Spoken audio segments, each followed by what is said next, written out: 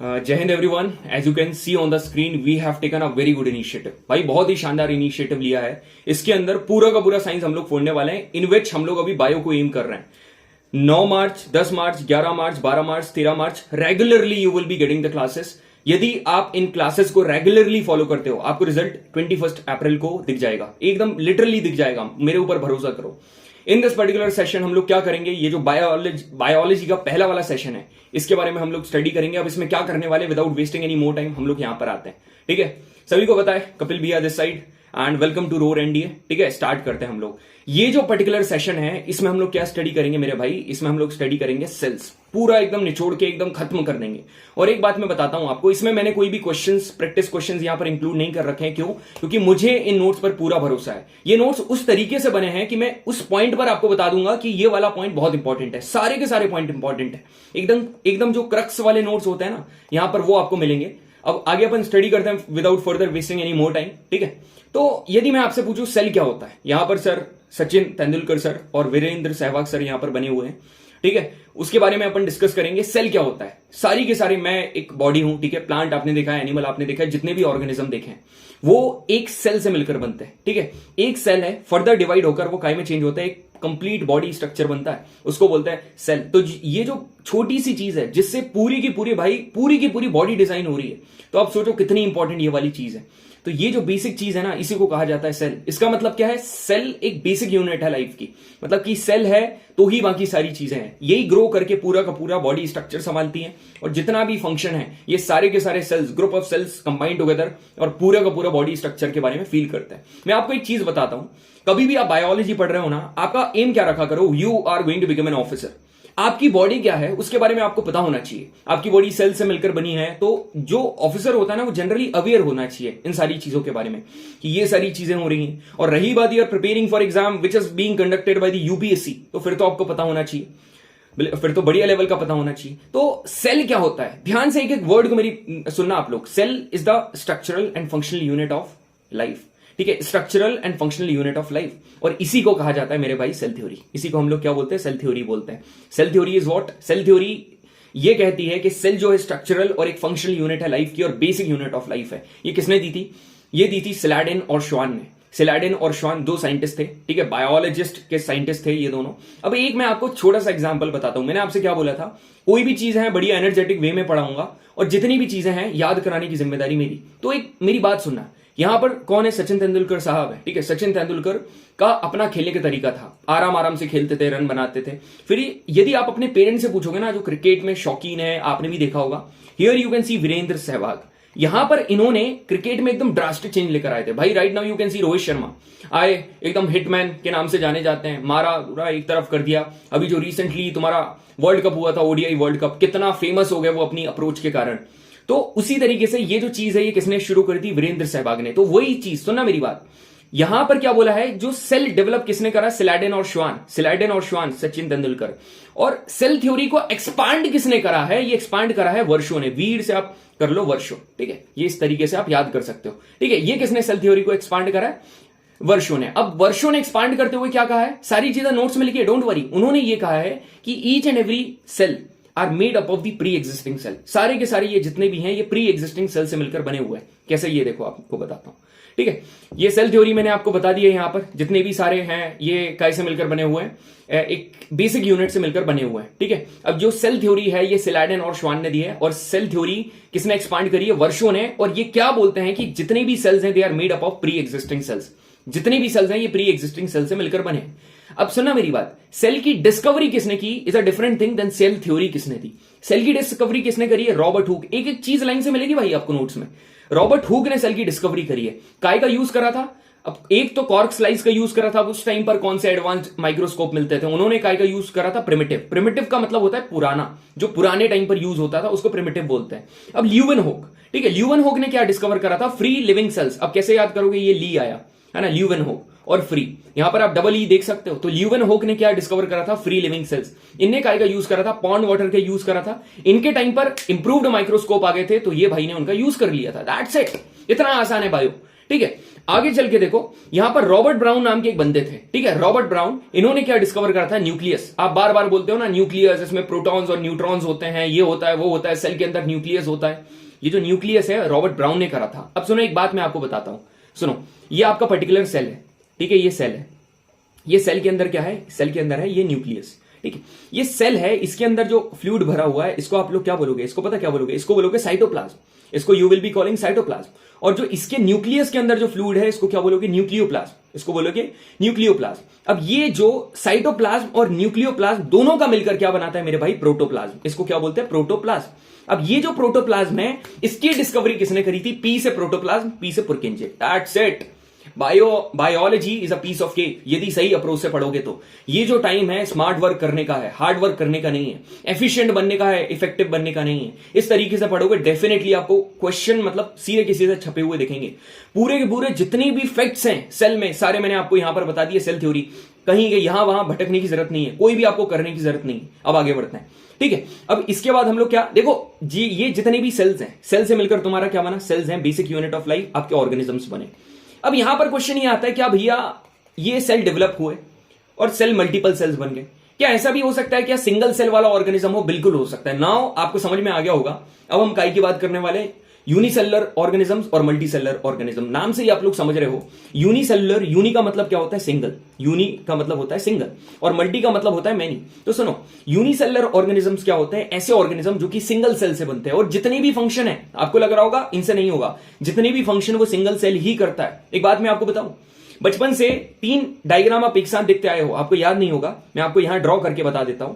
ये देखो, ये ऐसा करके आपको एक अमीबा देखा होगा, ठीक है, ऐसा करके आपने एक दूसरी चीज देखी होगी पैरामीशियम टाइप, और ऐसा करके आपने एक और चीज देखी होगी यूग्लिना टाइप, ठीक है।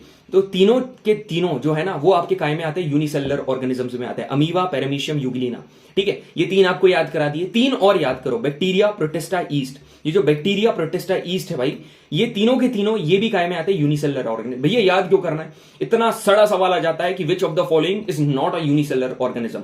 अब आपको पता होना चाहिए कौन से हैं, तो मैंने आपको याद करा दी। अब देखो मल्टीसेलुलर ऑर्गेनिजम्स की बात करें, मल्टीसेलुलर ऑर्गेनिजम्स क्या होते हैं, ये अलग अलग सेल से मिलकर बनते हैं, और बहुत सारे सेल्स जो होते हैं वो पूरे के पूरे फंक्शन परफॉर्म करते हैं। अब जैसे नर्व सेल हुआ, nerve cell is the longest cell of the body, note कर लेना। स्किन सेल, अब आपकी स्किन खुद देखो, क्या एक सेल से मिलकर बनी हुई है, नहीं भाई, कितने सारे सेल डिवाइड होकर उन्होंने क्या बताया, बनाया, स्किन बनाई है। तो मल्टी सेल्स आर मेड, ठीक है, जो body it is composed of the multi cells, that is why it is called multicellular, ठीक है। मसल सेल्स, ब्लड सेल्स, ये सारे are the examples of multicellular, ठीक है। एक बात यहां पर फैक्ट है जो कि बहुत इंपॉर्टेंट फैक्ट है, आ सकता है एग्जाम में, क्या है कि जो मसल सेल्स है ना, इनके पास ज्यादा माइटोकॉन्ड्रिया होते हैं। क्या होता है माइटोकॉन्ड्रिया, मैं आपको आगे बताऊंगा, मगर ज्यादा माइटोकॉन्ड्रिया होते हैं, ठीक है। इसके एग्जाम्पल क्या है, प्लांट एंड एनिमल। सभी को पता है भाई प्लांट कितना बड़ा होता है, एनिमल कितने, एनिमल में हमको भी इंक्लूड कर लो तुम, जानवरों से कम नहीं है हम लोग, ठीक है। और फंगाई, जो फंगाई होता है, फंगी बोल दो, फंजाई बोल दो, फंगाई बोल दो, सब चलेगा, ठीक है। ये तीनों के तीनों आपके क्या है, मल्टीसेलुलर ऑर्गेनिजम्स। और इसमें आते हैं सिर्फ यूकैरियोट, इसमें आते हैं यूकैरियोट और प्रोकैरियोट। भैया ये क्या चीज है हमको बताओ, एक एक क्लैरिटी दूंगा आपको, डोंट वरी, सारी चीजें मैं एक्सप्लेन करूंगा, ठीक है, बढ़िया तरीके से। बाकी की तरह नहीं है स्लाइड पलटा दी, रीड करा दिया, नरेट कर, no, it's not like that, ठीक है। अब आगे बढ़ते हैं, बस इन दोनों के बीच में 3 example, amoeba, paramecium, Euglena, bacteria, protista, east, और यहां fungi, plant, animal, that's it. आगे बढ़ते हैं, ठीक है। अब सुनना मेरी बात, यहां पर अब अपन आगे बढ़ने वाले हैं सेल ऑर्गेनल्स की तरफ, सेल ऑर्गेनल्स की तरफ हम लोग मूव ऑन करने वाले हैं। यहां आप देख लो, सेल ऑर्गेनल्स ऐसा कहा जाता है भैया, इतने सारे सेल ऑर्गेनल्स हैं, और मोस्टली जो इंपॉर्टेंट क्वेश्चंस हैं, जो मोस्टली इंपॉर्टेंट क्वेश्चंस है वो यहीं से आते हैं, and this is the most important topic. यदि ऐसा चमकना है ना, यदि ऐसा चमकना है, इफ यू वांट कि there will be 2 stars less in the sky and 2 of them would be on your shoulder, तो भाई इनको पढ़ना पड़ेगा। और यदि आप मेरे से पढ़ोगे तो गारंटी में आपको सारी चीजें क्लियर होंगी। अब भी देखो, पहला सेल ऑर्गेनल है प्लाज्मा मेम्ब्रेन। नाम देखकर घबराना मत, नाम देखकर घबराना मत, मेरे ऊपर भरोसा रखो। प्लाज्मा मेम्ब्रेन, प्लाज्मा का मतलब यहां पर आप एक काम करो, सेल बोलो, है ना। प्लाज्मा मतलब सेल, और मेम्ब्रेन का मतलब एक लेयर, है ना, एक लेयर, एक कवरिंग। तो ये पता, एक सेल है, उसकी जो कवरिंग होती है, यहां पर ये रेड कलर का सेल है, उसकी जो ऑरेंज कलर की कवरिंग है, इसको कहेंगे सेल की membrane, which is called plasma membrane. तो भैया क्या प्लाज्मा मेम्ब्रेन को सेल मेम्ब्रेन भी बोलते हैं? हाँ जी बोलते हैं। So this is the outer most covering of the cell, जो कि जो सेल का कंटेंट है उसको एक्सटर्नल एनवायरमेंट से अलग करती है। मतलब एक्सटर्नल एनवायरमेंट कुछ भी होगा उसको उससे अलग करेगी, ठीक है, इसको सेल मेम्ब्रेन भी कहा जाता है, हमेशा याद रखना, दोनों आपको दे सकता है ऑप्शन में। तो plasma membrane is also called cell membrane. सबसे इंपॉर्टेंट लाइन भाई, अलग कॉम्पिटेटिव बैंक वगैरह कॉम्पिटेटिव एग्जाम में ये पूछा है, क्या बोल रहा है कि ये जो प्लाज्मा मेम्ब्रेन है ना, इसको सेलेक्टिवली परमिएबल मेम्ब्रेन कहा जाता है। क्यों? देखो, जितने भी जो मटेरियल्स हैं उनकी एंट्री और एग्जिट सेल के अंदर और बाहर कौन करता है? Plasma membrane. एक तरीके से बॉडीगार्ड का काम करता है, मतलब कौन सी चीज अंदर आएगी और कौन सी चीज बाहर जाएगी उनको परमिट करेगा, सेलेक्ट करके परमिट करेगा, इसलिए इसको कहा जाता है सेलेक्टिवली परमिएबल मेम्ब्रेन। भाई बहुत एनर्जी लगा रहा हूं, ठीक है, नोट्स बना लेना, बढ़िया तरीके से सुनो, एक काम करो, बढ़िया तरीके से सुनो, कॉपी पेन को बस हेडिंग डाल लो और कुछ मत लिखो, ठीक है। It allows and permit the entry and exit of some material in and out of the cell. अब मेरी बात सुनो भैया, सेल है, ये सेल है, इसके अंदर चीजें आई, इसके अंदर बाहर गई, एक प्रोसेस का जरा हमको नाम बता दो जिसके थ्रू ये चीजें होती हैं। यदि गैसेस अंदर बाहर होंगी ना, so the process which is gonna use here diffusion. Diffusion क्या होता है? The movement of gases particles from higher concentration to the lower concentration, it is called diffusion. देखो यहां पर क्या होता है, ये जो सब्सटेंस है इनका मूवमेंट होता है अक्रॉस दी सेल, ये कौन सी प्रोसेस के थ्रू होता है? डिफ्यूजन प्रोसेस के थ्रू। गैसेस के पार्टिकल्स यदि higher concentration lower concentration move करेंगे तो उनको कहा जाएगा डिफ्यूजन। अब यदि वाटर के मॉलिक्यूल मूव करेंगे तो उसको क्या बोलेंगे? ऑस्मोसिस।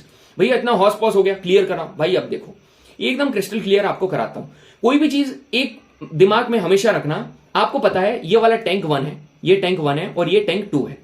सभी को पता है जो पानी है वो टैंक 1 से टैंक 2 में आएगा। क्यों? क्योंकि इधर ज्यादा इधर कम है। इसका मतलब क्या है? जो वाटर है हमेशा हायर कंसेंट्रेशन से लोअर कंसेंट्रेशन में मूव करेगा, हायर से लोअर में मूव करेगा, ये बात आपको पता है। अब यदि यहां ज्यादा हुआ तो यहां से यहां मूव करेगा, यदि यहां ज्यादा होगा तो यहां से यहां मूव करेगा।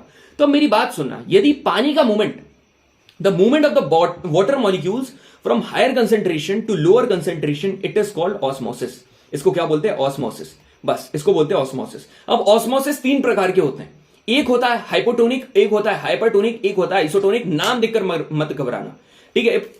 कपिल भी is there, no need to fear. एकदम देखो सारी चीजें मैं आपको क्लियर कराता हूं, एक बार जूम करने दो वैसा, ठीक है। अपन टॉपिक प्लाज्मा मेम्ब्रेन पढ़ रहे थे, उसके अंदर हम लोग ये बात कर रहे हैं। यहां पर क्या लिखा हुआ है? ऑस्मोसिस, ठीक है। ऑस्मोसिस में आप 3 चीजें देखोगे, हाइपोटोनिक, आइसोटोनिक, हाइपरटोनिक। हाइपो में आ रहा है ओ, इसका मतलब क्या है? The concentration of water outside the cell, ओ से आउटसाइड, मतलब कि ये तुम्हारा सेल है, ज्यादा जो तुम्हारा पानी है यहां पर, फॉर एग्जांपल इतना पानी यहां है तो यहां पर इतना पानी रहेगा। तो कॉमन सी बात है, कंसेंट्रेशन बाहर है तो बाहर से अंदर जाएगा, तो मोर आउटसाइड एंड लेस इनसाइड। बाहर ज्यादा है अंदर कम है तो पानी कहां से कहां जाएगा? Outside to inside. अब कोई चीज बाहर से अंदर आएगी तो वो सेल क्या हो जाएगा? फूल जाएगा, तो वहां पर क्या हो जाएगा? स्वेलिंग हो जाएगी। सीधे क्वेश्चन मिलेगा यहीं से कि क्या होता है आइसोटोनिक। आइसो का मतलब क्या होता है मेरे भाई? सेम। यहां पर सेम है, सेम कंसेंट्रेशन है बाहर भी और अंदर भी, यहां पर कोई भी तुम्हारा नेट मूवमेंट नहीं होगा सेल मेम्ब्रेन में। हाइपरटोनिक का मतलब क्या होता है? ऊपर वाला यदि आउटसाइड देख लिया, इसका इनसाइड हो जाएगा। तो कंसेंट्रेशन ऑफ वाटर यहां पर क्या होता है? इनसाइड होता है, मतलब कि अंदर ज्यादा है और बाहर कम है, तो अंदर से बाहर यदि चीज जाएंगी तो क्या हो जाएगा? श्रिंक हो जाएगा, सिकुड़ जाएगा, ठीक है। हम लोग बात काय की कर रहे थे? प्लाज्मा मेम्ब्रेन की। प्लाज्मा मेम्ब्रेन में हमने मूवमेंट के बारे में बात करी। अब प्लाज्मा मेम्ब्रेन के 3 पॉइंट और देख लो बस, ठीक है। प्लाज्मा मेम्ब्रेन क्या है भाई? ये जो प्लाज्मा मेम्ब्रेन है ना, ये फ्लेक्सिबल है, मतलब कि अंदर बाहर कर रही है, श्रिंक हो रही है, स्वेल हो रही है, तो फ्लेक्सिबल है। और ये काय से बनी है? This is very very important. Lieutenant वाले या कैप्टन वाले 3 स्टार लगा लो आप लोग। क्यों इतना इंपॉर्टेंट है? ये जो प्लाज्मा मेम्ब्रेन है ये पता काय से बनती है? लिपिड्स और प्रोटीन से बनती है। अब ये कैसे बनती है मैं आपको आगे बताऊंगा, बढ़िया सी प्रोसेस है, ठीक है। मेम्ब्रेन बायोजेनेसिस करके प्रोसेस है, मैं आपको बताऊंगा, और इसका स्ट्रक्चर आप इलेक्ट्रॉन माइक्रोस्कोप के थ्रू देख सकते हो। एक प्रोसेस आती है एंडोसाइटोसिस। ध्यान से सुनना भाई, ध्यान से, ठीक है, मेरी बात सुनो, ध्यान से सुनो। एंडो का मतलब अंदर, साइटो का मतलब क्या होता है? साइटो का मतलब होता है सेल, एंडो का मतलब होता है इन। जिस प्रोसेस से, जो अभी अपन ने 3 यूनिसेलुलर ऑर्गेनिज्म पढ़े थे उसमें से एक है भाई अमीबा, तुमने देखा होगा।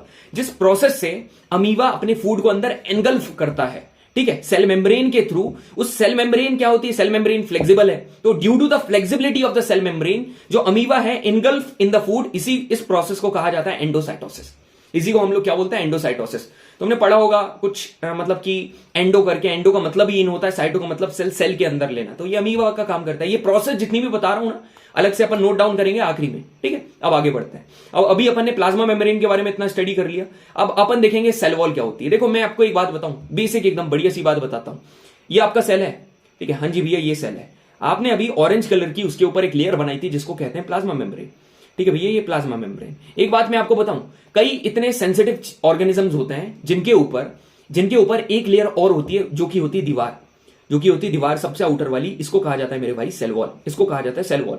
और सबसे सेंसिटिव चीज कौन सी है? Plant. Plant is the most sensitive. आप देखो लीव्स लगी हुई हैं, कोई उसको दबा देगा तो वो एकदम श्रिंक हो जाएगी, ठीक है, पूरी मतलब बहुत आसानी से उसको मतलब डिस्ट्रक्ट कर सकते हैं। तो plant is the most sensitive चीज, इसलिए ये जो सेल वॉल है ये सिर्फ प्लांट सेल में होती है ना। एनिमल सेल को क्या जरूरत है भाई? ऑलरेडी स्ट्रांग है, लोकोमोशन करते हैं, एक जगह से दूसरी जगह जाते हैं, तो ये भी याद करा दिया मैंने। अब सेल वॉल के बारे में आगे देखो।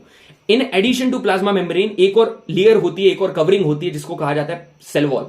ये प्लाज्मा मेम्ब्रेन के बाहर साइड लाई करती है और ये सिर्फ प्लांट सेल में। भैया ये तो याद करा दिया, क्या दिक्कत है? सेल वॉल है। अब ये देखो सेल वर्ड है, सेल का पूरा यदि आप लिखोगे तो ये क्या बनेगा? सेलुलोज। ये क्या बनेगा? सेलुलोज।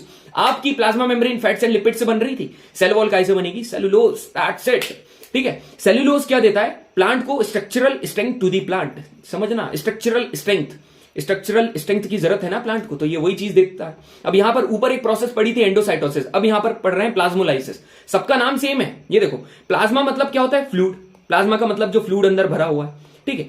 लाइसिस का मतलब तुमको पता है, हाइड्रोलाइसिस, प्लाज्मोलाइसिस, फोटोलाइसिस। लाइसिस का मतलब होता है लॉस, इसका मतलब होता है लॉस। एक ऐसी प्रोसेस जिसमें कोई भी एक लिविंग प्लांट सेल, कोई भी प्लांट सेल पूरा का पूरा पानी लॉस कर दे ऑस्मोसिस प्रोसेस के थ्रू और एकदम सिकुड़ जाए। उस देखो एक पत्ती है, ठीक है, ये फॉर एग्जांपल ये पत्ती है। अब इस पत्ती में जितना भी पानी है ये पूरा का पूरा बाहर निकल जाए, पूरा का पूरा पानी बाहर निकल जाए और बाद में ये कैसी हो जाएगी? ये पूरी की पूरी सिकुड़ जाएगी। अब ये पत्ती यदि सिकुड़ गई, श्रिंक हो गई, तो इसको क्या बोलेंगे? पूरा का पूरा कंटेंट है वो कहां चले गया? वो बाहर चला गया, सेल वॉल के बाहर चला गया। इसको बोलेंगे प्लाज्मोलाइसिस। That's it. आप इसको वहां पर लिख लेना।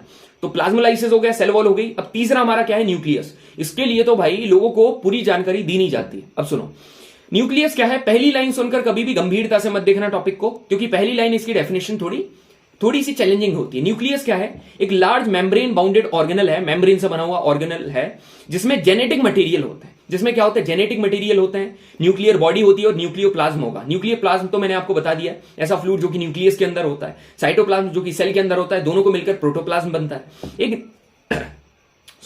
एक न्यूक्लियस है, उसमें डबल लेयर कवरिंग होती है जिसको कहा जाता है न्यूक्लियर मेम्ब्रेन। ध्यान से सुनना, कोई भी न्यूक्लियस है उसके ऊपर डबल लेयर एक कवरिंग होगी, यहां पर एक कवरिंग होगी। इसको हम लोग क्या बोलेंगे? इसको बोलेंगे हम लोग न्यूक्लियर मेम्ब्रेन। इस न्यूक्लियर मेम्ब्रेन में छेद होते हैं, पोर्स होते हैं। ये क्या करते हैं? मटेरियल्स का ट्रांसफर करते हैं, अंदर से बाहर, बाहर से अंदर, मतलब न्यूक्लियस में ट्रांसफर करते हैं। ये नॉर्मल बात है।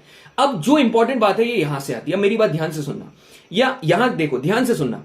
ये है आपकी न्यूक्लियस, ठीक है, ये है न्यूक्लियस, ठीक है भैया, ये है न्यूक्लियस। इस न्यूक्लियस के अंदर, ये है न्यूक्लियस भैया, न्यूक्लियस लिख दो, एन से समझ जाना, ये न्यूक्लियस है, ठीक है। इसके अंदर तुम्हारे रॉड शेप्ड स्ट्रक्चर्स हैं, इनको कहा जाता है क्रोमोसोम्स। इसके अंदर रॉड शेप्ड स्ट्रक्चर है, इनको कहा जाता है क्रोमोसोम्स। दो हैं तो क्रोमोसोम्स। इन क्रोमोसोम्स में आपकी इनहेरिटेंस, मतलब जो ट्रेट आप हो, ठीक है, एक पेरेंट है, एक पेरेंट का बच्चा है, उसको बोलेंगे ऑफस्प्रिंग। पेरेंट से ऑफस्प्रिंग में जो ट्रेट जाएंगे, जो कैरेक्टरिस्टिक जाएंगे, वो कहां स्टोर होती है? क्रोमोसोम्स में, in the form of gene. मतलब कि न्यूक्लियस है, न्यूक्लियस के अंदर रॉड शेप स्ट्रक्चर, जिनको क्रोमोसोम बोलेंगे, उनके अंदर यहां पर जीन प्रेजेंट होते हैं, उनको बोलेंगे gene, which is the structural unit of heredity. अब देखो आगे, ये क्या है? न्यूक्लियस में क्या होता है? क्रोमोसोम्स होते हैं। क्रोमोसोम्स क्या रखते हैं? Information for the inheritance in the form of DNA. DNA का फुल फॉर्म पूछा हुआ है, आगे भी पूछ सकता है, इसको बोलते हैं डीऑक्साइरिबो न्यूक्लिक एसिड, ठीक है। अब क्रोमोसोम कैसे मिलकर बनते हैं? डीएनए और प्रोटीन। डीएनए और प्रोटीन से मिलकर आपके क्रोमोसोम बनते हैं। हर एक लाइन इंपॉर्टेंट है मेरे भाई। इतना सारा मटेरियल पढ़ के, इतना कंपाइल करके मैंने आपको बताया। मैंने भी अपना एनडीए एग्जाम क्लियर करा था, ठीक है। हर कुछ आपको नहीं बताऊंगा, एकदम सेटिंग इंफॉर्मेशन आपको बता रहा हूं। 2 बैच में कंटिन्यू ये बताया, they are able to solve the mock test very well, ठीक है। अब यहां पर क्या बताया? Functional segment of DNA is gene. Gene इसके अंदर होता है। अब सुनना मेरी बात, एक बात मैं आपको बताऊं, ऐसा लोगों को क्या लगता है, जो सेल डिवाइड नहीं होगा, है ना, जो ऑफस्प्रिंग मतलब कि डिवाइड नहीं होगा, उसमें क्या नहीं होता है? डीएनए नहीं होता है। उसमें भी डीएनए होता है। जो डिवाइड नहीं होगा, the cell which are not gonna divide, उनमें भी डीएनए प्रेजेंट है, मगर क्रोमैटिन के नाम से। जब वो डिवाइड होने लगेगा, जब डिवीजन होगा, उस क्रोमैटिन को क्या बोलने लगते हैं? क्रोमोसोम। भैया दैट्स इट, इतना ईजी है ये, इतनी आसान चीजें हैं। अब इसके बाद हम लोग कई की बात करेंगे। अभी अपन ने एक चीज पढ़ी थी, क्या? यूकैरियोट और प्रोकैरियोट, उनके बारे में स्टडी करें। अब सुनो, बहुत बढ़िया चीज मैं आपको बताऊंगा। फॉर एग्जाम्पल यहां पर क्या है? तुम्हारा बैक्टीरिया है, ठीक है, बैक्टीरिया है। यहां पर थोड़ा मैं इसको जूम इन करता हूं, ठीक है। यहां पर बैक्टीरिया है। बैक्टीरिया सुनना मेरी बात, ध्यान से सुनना, कहीं और मत देखना। बैक्टीरिया है, बैक्टीरिया के पास कोई भी न्यूक्लियर मेम्ब्रेन नहीं होती है। भैया अब न्यूक्लियर मेम्ब्रेन नहीं है तो इसका मतलब ये उसकी जगह है न्यूक्लियर रीजन, वो तो अनडिफाइंड है, बिल्कुल वो अनडिफाइंड है। तो अपन एक नाम दे देते हैं न्यूक्लियर रीजन, जो कि अनडिफाइंड, उसको नाम दिया न्यूक्लियोइड। तो इसका मतलब है कि जिसके पास न्यूक्लियर मेम्ब्रेन नहीं होगी उसके पास न्यूक्लियोइड होगा, क्योंकि उसका न्यूक्लियर रीजन अनडिफाइंड होगा। ऐसे ऑर्गेनिज्म को कहा जाता है प्रोकैरियोट। इसका मतलब क्या है, न्यूक्लियर मेम्ब्रेन नहीं है, न्यूक्लियोइड है। यूकैरियोट में ऑपोजिट है। अब भाई जब न्यूक्लियर मेम्ब्रेन है तो न्यूक्लियोइड होगा ही नहीं ना, क्यों? क्योंकि उसका न्यूक्लियर रीजन तो डिफाइंड होगा, इसलिए उसका न्यूक्लियोइड होगा। अब सुनना ध्यान से, प्रोकैरियोट हमेशा यूनिसेलुलर होंगे। प्रो का मतलब पबजी वाला एडवांस नहीं है, यहां प्रो का मतलब प्रिमिटिव होता है, पिछड़ा हुआ, है ना, ये ज्यादा डेवलप्ड नहीं होता है। तो इसमें सिर्फ यूनिसेलुलर सिंगल सेल वाले होंगे, ये झेल ही नहीं सकता है मल्टी। इसमें यूकैरियोट में दोनों मिलेंगे। इसका बड़ा, ये दोनों पॉइंट ऐसे ही हैं, थोड़ा बोल सकते हो लार्ज, इसमें लार्ज राइबोसोम्स होता है, मैं आपको बताऊंगा। इसमें स्मॉल होता है, इसमें लीनियर डीएनए अरेंजमेंट होता है और इसमें सर्कुलर डीएनए अरेंजमेंट होता है। मोस्ट इंपॉर्टेंट बात अब जो आती है, जो कि आपसे पूछा जाएगा, वो क्या है? 3 सेल ऑर्गेनल्स याद करके जाना। 3 कौन कौन से? एक होगा माइटोकॉन्ड्रिया, ठीक है, एक होगा माइटोकॉन्ड्रिया, एक होगा एंडोप्लाज्मिक रेटिकुलम, आगे सब बताऊंगा, एक होता है लाइसोसोम्स, एक होता है लाइसोसोम्स। ये तीनों के तीनों आपको यूकैरियोट में मिलेंगे और प्रोकैरियोट में आपको नहीं मिलेंगे, ठीक है। 3 सेल ऑर्गेनल जो कि यहां मिलेंगे, यहां नहीं मिलेंगे। ये कौन कौन से? माइटोकॉन्ड्रिया, एंडोप्लाज्मिक रेटिकुलम और लाइसोसोम्स। एक जगह मिलेंगे, एक जगह नहीं मिलेंगे। प्लांट और एनिमल आपके यूकैरियोट हैं और bacteria and archaean they are the prokaryote. अब मेरी बात ध्यान से सुनना। क्लोरोफिल, यहां पर जो कुछ पॉइंट होते हैं, जो फैक्ट्स होते हैं, मैं एक्स्ट्रा यहां पर डाल देता हूं। क्लोरोफिल, अब ये क्लोरोफिल क्या है? तुम्हारा फोटोसिंथेटिक प्रोकैरियोटिक बैक्टीरिया। एक बैक्टीरिया है, फोटोसिंथेटिक बैक्टीरिया है, और प्रोकैरियोटिक बैक्टीरिया है ना, प्रोकैरियोटिक प्रिमिटिव टाइप का बैक्टीरिया है, इसको क्या बोलेंगे? Photosynthetic prokaryotic bacteria. क्लोरोफिल का काम क्या है भैया?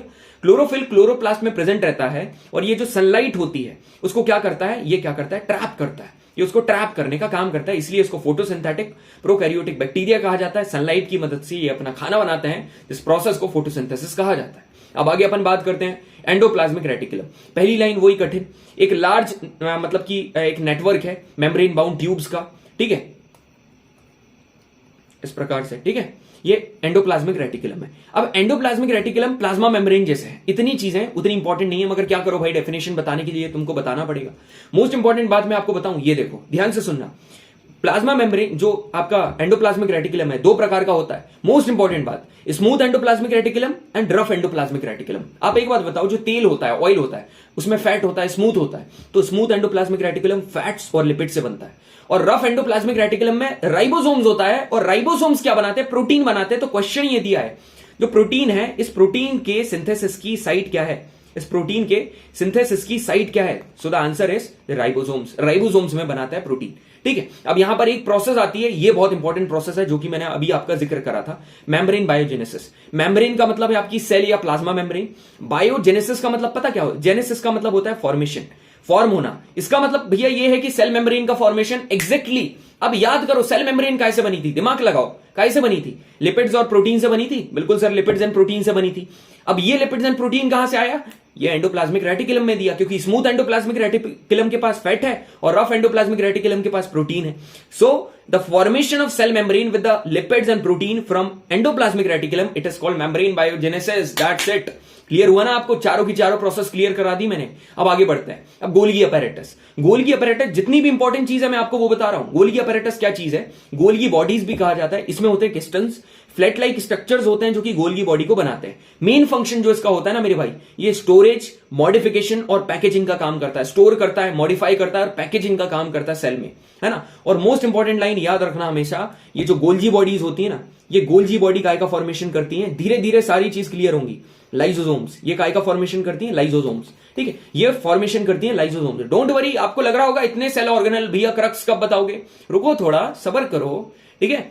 यहां पर लाइसोसोम्स का फॉर्मेशन कौन करती है? गोल्गी बॉडीज, ठीक है। ये गोल्गी बॉडीज लाइसोसोम्स का फॉर्मेशन करती हैं। अब आगे देखो, लाइसोसोम्स क्या होता है? वही क्वेश्चन आना चाहिए ना, लाइसोसोम्स। ये पता, जैसे कि आपके घर का फॉर एग्जांपल, आपके घर में डस्टबिन है, गाड़ी आई कचरे की, आपने वो कचरा बाहर फेंक दिया, ठीक है, तो आप क्या हो? लाइसोसोम हो। भैया ये क्या बात बोल दी? इसका मतलब पता क्या है? आप हो वेस्ट डिस्पोजल, आप वेस्ट को डिस्पोज कर रहे हो। तो वही इन द सेम मैनर ये जो लाइसोसोम्स होता है, इन लाइसोसोम्स को पता क्या कहा जाता है? Lysosomes refers to the waste disposal system of the cell. मतलब ये वेस्ट को डिस्पोज करता है। क्यों करता है? क्योंकि इसके पास पावरफुल एंजाइम्स होते हैं, उनके थ्रू वेस्ट को मतलब डिस्पोज करता है। और जितनी भी फॉरेन जर्म्स होते हैं, ये जो फॉरेन जर्म्स होते हैं ना, इन फॉरेन जर्म्स को किल करने का काम कौन करता है भाई? यही लाइसोसोम्स करता है। मोस्ट इंपॉर्टेंट लाइन यदि मैं आपको बताऊं ना, इसको कहा जाता है suicidal bags of the cell, ठीक है, suicidal bags of the cell. एक बात मैं आपको बताऊं, जिस तरीके से हमारे देश के जवान, ठीक है, ऑफिसर, सारे लोग देश के लिए लड़ते लड़ते लड़ते लड़ते अंतिम आखिरी तक अपना मतलब बिल्कुल भी गिव अप ना करके आखिरी तक लड़ाई करके कई बार बलिदान हो जाते हैं, अपना बलिदान दे देते हैं, देश के लिए समर्पित हो जाते हैं। इन द सेम मैनर ये जो लाइसोसोम्स है ना, ये क्या करता है, ये क्या करेगा, कई बार ये क्या करेगा, एकदम मतलब ये फॉरेन जम्स को किल करेगा, करते रहेगा। मगर कई बार क्या होता है, जब इसकी जैसे करते करते ये क्या करता है, अपनी प्लाज्मा मेम्ब्रेन को खुद ही डाइजेस्ट कर लेता है और वो क्या हो जाती है, टूट जाती है ना। और टूट जाता है मतलब लाइसोसोम टूट जाएगा, क्यों, क्योंकि ये प्लाज्मा मेम्ब्रेन को डाइजेस्ट कर लेता है, क्योंकि भाई ये इतना फॉरेन जम्स को किल करने में लगा हुआ होता है। तो सॉरी जोश देख रहे हो आप, कितना गला चीख रहा हूं मैं। तो ये काम है लाइसोसोम्स का। तो मैंने आपको बता दिया, लाइसोसोम्स भी क्लियर हो गया। अब आता है माइटोकॉन्ड्रिया। यहां पर माइट्रो क्यों लिखा भाई, माइटोकॉन्ड्रिया, ठीक है। माइटोकॉन्ड्रिया सभी को पता है, रोमन रेंस है ना, power house of the cell, also called power house of the cell. Mitochondria को power house of the cell कहा जाता है, क्यों, क्योंकि ये जो बंदा है माइटोकॉन्ड्रिया, बंदा नहीं मतलब सेल ऑर्गेनल, ये क्या करता है, ये एनर्जी को जनरेट करता है in the form of ATP. ATP के फॉर्म में एनर्जी को जनरेट करता है। कोई एनर्जी जनरेट कर रहा है, खुद सोचो कितना पावरफुल है भाई, बहुत पावरफुल है। उस एटीपी को कहा जाता है एडिनोसिन ट्राइफॉस्फेट। अब एटीपी क्या है पता, ATP is the energy currency of the cell, cell की एनर्जी करेंसी है। याद रखना, अभी 2 सेल ऑर्गेनल बताऊंगा जिनके पास खुद का डीएनए होता है और खुद का राइबोसोम्स होता है, जिसमें एक है माइटोकॉन्ड्रिया और एक आएगा प्लास्टिड, ठीक है। इनके पास डीएनए और राइबोसोम्स खुद का होता है। सीधा क्वेश्चन बनेगा यहीं से, इसके बाहर कुछ नहीं जाएगा, ठीक है। अब आगे देखते हैं प्लास्टिड। प्लास्टिड क्या चीज है, जिसका जिक्र करा वो आ गया सामने, ठीक है भाई। ये क्या चीज बढ़िया, मतलब कि जिसका नाम लो वो हाजिर, ठीक है। प्लास्टिड पता क्या होता है, प्लास्टिड सिर्फ प्लांट सेल में है। तो भैया प्लांट सेल में सिर्फ 2 चीज ऐसी है, सिर्फ प्लांट सेल में होगी। एक तो सेल वॉल, ये स्ट्रक्चरल स्ट्रिंग देती है, और दूसरा क्या है, प्लास्टिड। कैसे याद करोगे, सेल वॉल तो मैंने याद करा, पी से प्लांट सेल, प्ला से प्लांट सेल, प्ला से प्लास्टिड। तो ये सिर्फ प्लांट सेल में होती है। प्लास्टिड 3 प्रकार की होती है, ध्यान से सुनना। एक होता है क्रोमोप्लास्ट, एक होता है क्लोरोप्लास्ट, ठीक है, और एक होता है ल्यूकोप्लास्ट। क्रोमा का मतलब होता है कलर, क्रोमा का मतलब होता है कलर। तो जो फ्लावर्स और प्लांट्स के कलर के लिए जो रिस्पॉन्सिबल होता है वो होता है क्रोमोप्लास्ट। क्लोरो का मतलब होता है क्लोरोफिल, जो क्लोरोफिल पिगमेंट होता है ना, वो कहां प्रेजेंट रहता है, क्लोरोप्लास्ट में। तो ये भी प्लास्टिड का टाइप है। और क्लोरोप्लास्ट को पता क्या कहा जाता है, cell within the cell, इसको cell within the cell कहा जाता है, ठीक है। और आगे चल के आप पढ़ोगे कि ये जो प्लास्टिड है सबसे बड़ा क्या है, सेल ऑर्गेनल है, और इसमें क्लोरोप्लास्ट सबसे बड़ा है, ठीक है। क्लोरोप्लास्ट सबसे बड़ा है। अब ल्यूकोप्लास्ट इसके नाम से समझ में आ रहा है, ल्यूकोप्लास्ट मतलब कलरलेस, इसका कोई कलर वगैरह नहीं होता। क्रोमा में कलर होता है, इसमें नहीं होता है। ये क्या करता है, तेल, स्टार्च, प्रोटीन्स, इनको स्टोर करने का काम करता है कौन, प्लास्टिड, ठीक है। इतने सारे सेल ऑर्गेनल पढ़ लिए। और आखिरी है वैक्यूल। वैक्यूल क्या करता है, आपने देखा होगा ऐसा बड़ा सा होता है, कहां पर, बड़ा प्लांट सेल में होता है। अभी फोटो बताऊंगा, डोंट वरी, ठीक है। ये वैक्यूल क्या करता है पता, ये अब जैसे ह्यूमन बॉडी है, ह्यूमन बॉडी में स्टोरेज का काम कौन करता है, स्टोरेज का काम कौन करता है भाई, स्टोरेज का काम करता है ये, जिसको कहा जाता है स्टमक। यहां पर एक सेल के अंदर स्टोरेज का काम कौन करता है, वो करता है वैक्यूल। इसके नाम से ही समझो, ये इवन वेस्ट को भी इंक्लूड कर लेता है पता। यहां पर एनिमल सेल में छोटा होता है, मगर प्लांट सेल में ये जो वैक्यूल है वो बड़ा होता है। ये मत सोचना एनिमल बड़े होते हैं भाई, एनिमल से बड़े प्लांट होते हैं, ट्रीज होते हैं, देखा नहीं आपने, यहां पर ज्यादा होता है। और ये 50 से 90% सेल वॉल्यूम का ऑक्यूपाई करता है, पता है। अब आपने देखा होगा प्लांट का मूवमेंट ऐसा वैसा, रिजिडिटी कैसा मूव करेगा, उसका मूवमेंट, ठीक है, ये सारा मेंटेन कौन करता है, वैक्यूल। तो ये लाइन बेटा याद करना अपने दिमाग में, Which of the cell organelles maintains the turgidity and rigidity of the cell? It is called vacuoles. सीधा आपको मिलेगा। और PYQ जहां तक है, ये बहुत सारे PYQ अभी आगे निकल गए, मैंने बताया नहीं आपको, ये पढ़ लिया, खेल खत्म, ठीक है। वैक्यूल मतलब कि टर्जिडिटी और सेल की रिजिडिटी को कौन मेंटेन करता है, वैक्यूल मेंटेन करता है। अब आगे देखते हैं, ठीक है। सारे के सारे सेल ऑर्गेनल खत्म हो गए भैया, इतने सारे सेल ऑर्गेनल बता दिए, इतने बता दिए, एक क्रक्स में बता दो क्या करना है क्या नहीं करना है। ये चीज देखो आपके लिए, ये लेकर आया हूं। जितनी भी चीज मैंने आपको बताई है ना, पेपर में आपको ऐसा नोट्स बनाना है। पेपर मतलब कि अभी जब आपका पेपर है, जो नोट्स बनाओगे उसमें endoplasmic reticulum, Golgi apparatus, lysosomes, mitochondria, plastid, vacuole, ये सारे के सारे सेल ऑर्गेनल कोई किसी ने आज तक बताया आपको, नहीं बताया, ठीक है। इसलिए कहा जाता है कि मतलब मैटर करता है। एनडी एग्जाम क्लियर करा है हमने, ठीक है। अब आगे देखते हैं, ये जो नीचे चीजें लिखी हैं इनके बारे में स्टडी करेंगे। ये भी फैक्ट्स हैं, इंपॉर्टेंट फैक्ट्स हैं, आपको पता होना चाहिए, बहुत इंटरेस्टिंग है। इनको तो आप रीड कर लोगे, अभी मैंने आपको बढ़िया तरीके से याद करा दिया है। आगे आप नोट डाउन कर लेना इस तरीके से, एकदम क्रक्स मिल रहा है भाई। पेड बैच में भी मैंने यही नोट्स दिए, ठीक है, गद्दारी कभी नहीं कर रहा हूं। यहां पर देखो, पहली चीज क्या है, साइटोप्लाज्म, ये है भैया, ये सेल है, ये न्यूक्लियस है, ठीक है, ये न्यूक्लियस है, और ये क्या है, ये सेल है, और ये इसके अंदर क्या है, साइटोप्लाज्म है। ये न्यूक्लियस और साइटोप्लाज्म के बीच का जो ट्रांसपोर्टेशन चैनल, यदि आपसे पूछे तो बोल देना endoplasmic reticulum. Endoplasmic reticulum, smooth और रफ बात कर रहा था ना, एंडोप्लाज्मिक रेटिकुलम। वर्टिब्रेट्स आप आगे पढ़ोगे, वर्टिब्रेट्स आते हैं एनिमल में, आते हैं फाइलम्स होता है डिफरेंट डिफरेंट, उसमें ये जो वर्टिब्रेट्स होता है ना, इन वर्टिब्रेट्स के लीवर में जो पॉइजन और ड्रग्स को डिटॉक्सिफाई करने का काम पता कौन करता है? स्मूथ एंडोप्लाज्मिक रेटिकुलम का होता है ना। ध्यान से सुनना, ये जो वर्टिब्रेट्स हैं इनका जो लीवर में पॉइजन और ड्रग्स को डिटॉक्सिफाई करने का मेन रोल होता है स्मूथ एंडोप्लाज्मिक रेटिकुलम का। अब एक जो चीज मैंने आपको क्या बताई थी, माइटोकॉन्ड्रिया और प्लास्टिड्स। ये जो माइटोकॉन्ड्रिया और प्लास्टिड्स होते हैं, इनके पास खुद का डीएनए होता है और खुद का राइबोसोम्स होता है, ठीक है। अब ध्यान से सुनना, एकदम ध्यान से सुनना मेरी बात। सबसे लार्जेस्ट सेल ऑर्गेनल, यदि आपसे पूछे प्लांट सेल में सबसे बड़ा सेल ऑर्गेनल कौन सा है प्लांट में, तो आप क्या बोलोगे? प्लास्टिड। और प्लास्टिड में भी कौन सा? क्लोरोप्लास्ट। मैंने बताया था आपको क्लोरोप्लास्ट क्लोरोफिल होता है। और सबसे लार्जेस्ट यदि आपसे वाइडर में पूछे, प्लांट सेल और एनिमल सेल दोनों में बताओ सबसे बड़ा कौन सा है, तो फिर आप क्या बोलोगे? न्यूक्लियस। ये खुद देखो भाई, ये कितना बड़ा है। बाकी के सेल ऑर्गेनल यहां आते रहेंगे, मगर सबसे बड़ा ये न्यूक्लियस आपको लार्जेस्ट दिख रहा है कि नहीं? बिल्कुल दिख रहा है भैया। तो यदि आपसे सिर्फ एनिमल सेल का पूछे तो न्यूक्लियस, सभी का पूछे तो न्यूक्लियस, यदि सिर्फ प्लांट सेल का पूछे तो प्लास्टिड। इससे और गहराई में क्या बताऊं मेरे भाई, I am serving everything on your plate and not only serving, I am dipping it into the dishes and putting it in your mouth. यदि आप उसको डाइजेस्ट अब नहीं कर पाओगे ना, तो फिर आपका कुछ नहीं हो सकता है, ठीक है। Outer most covering plant cell की क्या होती है? Cell wall. और एनिमल सेल की प्लाज्मा और सेल मेम्ब्रेन। क्यों? क्योंकि प्लांट सेल में तो एक और एडिशनल वॉल होती है ना, जिसको सेल वॉल कहा जाता है। ये भी क्लियर हो गया आपको, ठीक है। अब आगे बढ़ते हैं, ठीक है। आखिरी है ये, आखिरी चीज क्या है? Cell division. सेल डिवीजन क्या होता है? हमने सेल की स्टडी करी, ये सेल धीरे धीरे करके डिवाइड होंगे, मगर डिवाइड कब होंगे? देखो, एक डिवाइड कब होगा? सेल की ग्रोथ के टाइम पर, सेल की ग्रोथ के टाइम पर। एक डिवीजन कब होगा? गैमीट के फॉर्मेशन के टाइम पर। गैमीट मतलब कि जब ऑफस्प्रिंग बनता है उस टाइम पर। तो दो प्रकार के सेल डिवीजन होते हैं, एक होता है माइटोसिस, एक होता है मियोसिस। ध्यान से सुनना, माइटोसिस का मतलब क्या है? जो सेल है वो ग्रोथ के लिए डिवाइड होगा, मतलब ग्रोथ के लिए डिवाइड होगा, है ना।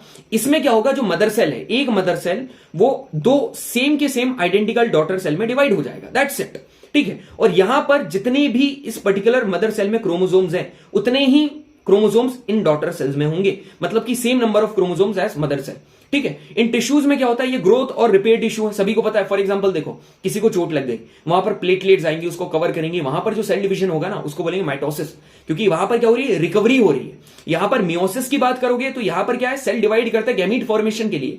अब डिवीजन हो रहा है, गैमीट फॉर्मेशन, भाई पूरा ऑफस्प्रिंग बन रहा है, तो यहां पर ज्यादा डिवाइड होंगे, मतलब कि एक मदर सेल है ना, 4 डॉटर सेल में डिवाइड होता है। और यहां पर इसका आप देखो, यहां पर अब 4 में डिवाइड हो रहा है, तो कहीं ना कहीं कॉम्प्रोमाइज करना पड़ेगा। यहां पर जो क्रोमोसोम्स है ना, वो हाफ हो जाते हैं, मतलब मदर सेल में जितने हैं वो यहां पर कितने हो जाते हैं? हाफ हो जाते हैं।